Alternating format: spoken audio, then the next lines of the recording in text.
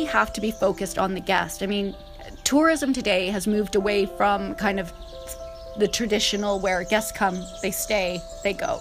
It's about their experience now. They want something to remember. So, you know, helping guests book restaurants, activities, just telling them general things about the area. I mean, we've had some guests who are very familiar with Spain that come and they know exactly what they want to do.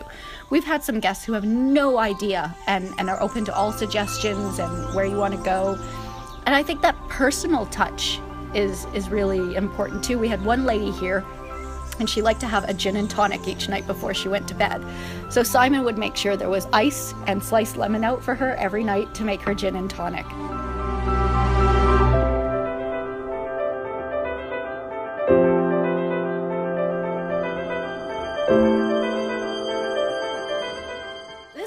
House, and they think it's actually about 100 years old. The previous owners told us it was built in 1935. And we met some of our neighbors actually. It's a Spanish family that owns most of the houses and land around us, and the grandmother told me that they used to own this house and she remembers playing here as a little girl.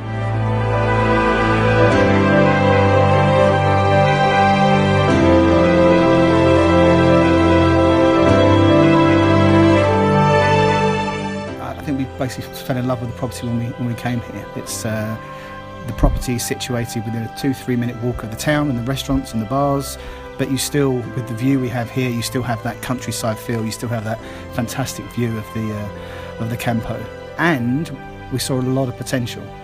We could see it looked beautiful. It had been done really well, but we thought we could make it better.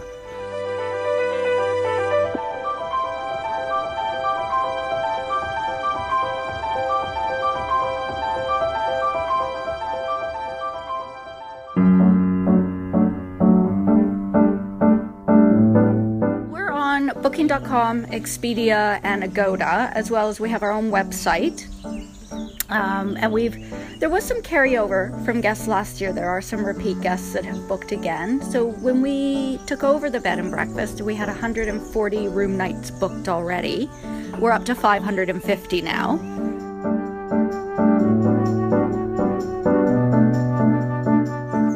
I think probably the greatest overall challenge has been getting the place up to the standard that we want it to be at. As you know, it was quite a harsh winter, so the condition of the property when we arrived here was quite different to when we viewed it in the summer. So that the biggest challenge, I think, was getting it to an opening standard that we were happy with. We've still got work to do to get it to the standard we want it to be, but that's going to be another 6 months and probably into the start of next season before we can get there.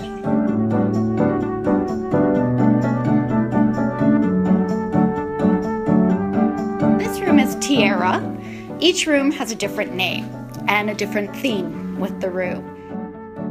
With the name like Tierra, I just wanted to give it some sort of earthy tone feelings. So I just used the sort of magnolia colours and just a few ornamental touches.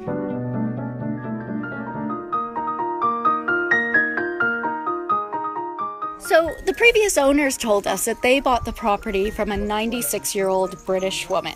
And she was still living here by herself. And they said what they were told is she liked to have her bath outside. So there was an outdoor bathtub on this patio. However, over the years, as you can imagine, the bathtub went from a very pristine looking outdoor bathtub to not such a nice complement to the patio. It was a little bit of an eyesore. And we started looking at what we could do with it. And then what we decided is we would make it into a flower garden.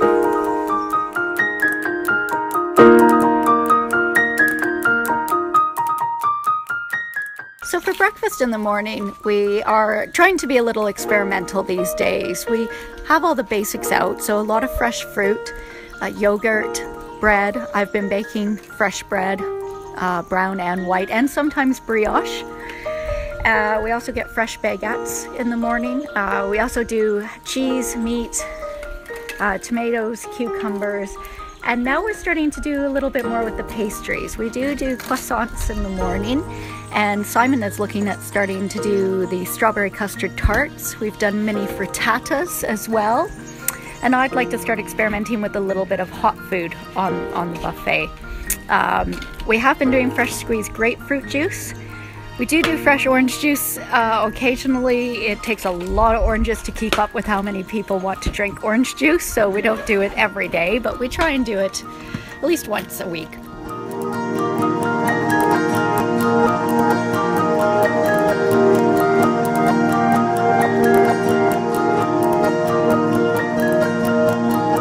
Welcome to Zest Bar.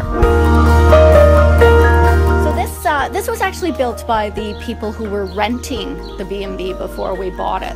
They built this little bar area, and I think it's a lovely touch because it makes you feel kind of like you're in a restaurant pub type of area, but it's still very casual. But we work on an honesty bar system, just like every bed and breakfast.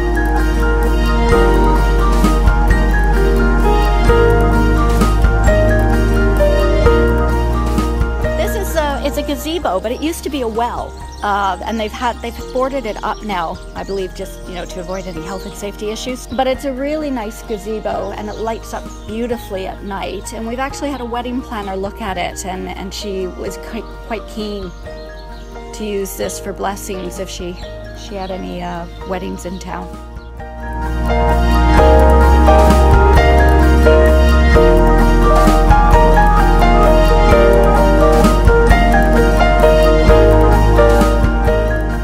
Done our time, we'd served our time in the corporate world, and really just wanted to change from that. Something at 9.5 years for me in Dubai, 8.5 for Lisa.